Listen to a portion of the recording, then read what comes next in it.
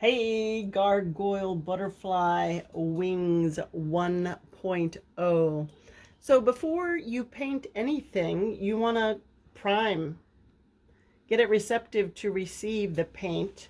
So I wanted to take you through the process that I would go through and keep it brief at the same time. So as you all know, when you go to make or create, you always find out what tool you didn't bring to the table when you go to reach for it. So team and I just spent the past, this is interesting. I don't know if you can see that. Maybe those wings fell off at one time. Wow, it's always fun to just look at things. So team and I spent, I don't know, 20-25 minutes getting it together. So we had ourselves a good time. We had almost, not a paint spill, but you know, fingers evidence of paint. Pardon? Studio dog whining for a walk in the back. So I'm not getting this wet. I'm brushing it. Toothbrushes, I always run them through, and I'm just focusing on the wings. Toothbrushes, I run one. Jesus. Jesus. Bless you. I run them through the dishwasher when they're no longer going to be a toothbrush, and then they turn into something that does what we just did. So at this point I have done no wet onto this. If you had used something wet to clean this, then you would want to let it dry before you prime it. So this is actually a gesso. It is for priming surfaces, and it adds tooth. In the world of painting, tooth is something that will allow the paint to grab. So those of you with paintbrushes know you might have a fair number of paintbrushes, but you always go for your same favorites. So let's just see. Let's just see. Because not all paint wants to grab on and hold on to all surfaces. So this looks like it's going to be just fine.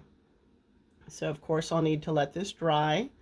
You can do multiple coats of gesso if I wanted to be with a finer surface to finish. I would sand between coats, but I tend to not do those touches when they're not necessary, and in this case I would consider it not to be necessary. So no, you're not going to watch me paint the entire set of wings, but you're getting the idea.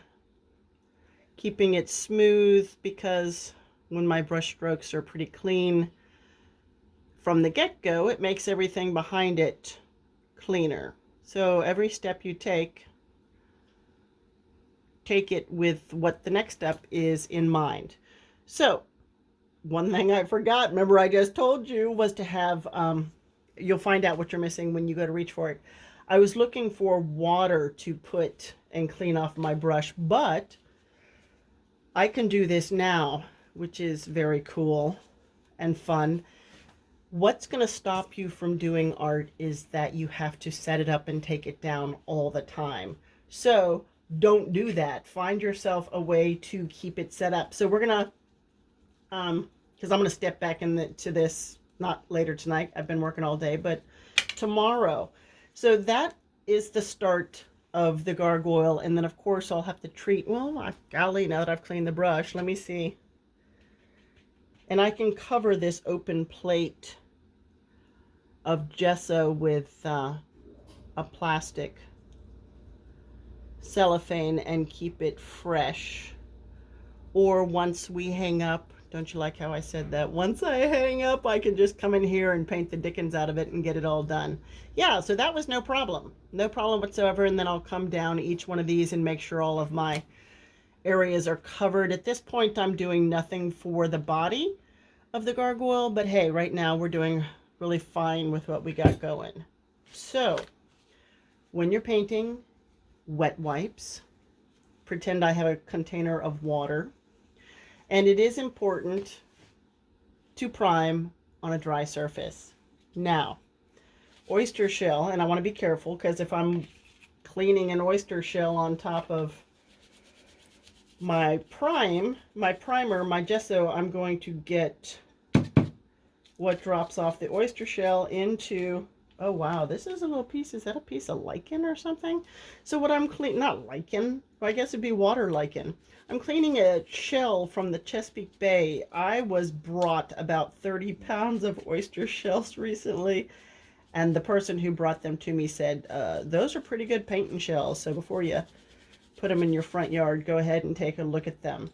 So that, and then see the things that fell off this shell. So that's the magic of professional painting, even though we're rather casual. You need your wet surfaces, you need your dry wipes, keeping things orderly so that you're not ruining brushes by letting them dry with paint on them. Don't have a container that you leave a brush into. I thought this brush looked cool, so I have it out on my table. Yeah, things that amuse me, I bring out because life's pretty amusing.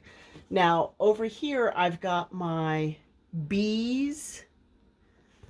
I've got really, really great photography of insects and spiders and moths. So my thinking, and this is a cool, I'm jumping all over the place. Why not? That's what we all do. That's why I get to be creative and have fun. These are small little pokey pokes. So when I want to paint things that I want to air dry, like I could put this here like this, and that should not put any dents into the primer that I've done, and it allows air to get around that gargoyle. But the way that this gargoyle is, I can just do him like that. So on the 30-ish pounds of oyster shells that I have, now that you all have me on a roll, I'm going to paint. First I thought butterflies, which I will, and then I've got an amazing assortment of insect ideas and inspiration. So then I need to just take a quick look into what it would entail to make paint stick to an oyster shell. So my name is Miss Shell. I hope that you found helpful hints. The main thing is that you get started and keep your work area up. I'll get myself a glass of water for the next time. I'll cover this with plastic. I'll keep painting. I'll have a good time, and I appreciate that you tuned in. Till next time, keep a lid on it. See you, friends. Bye-bye.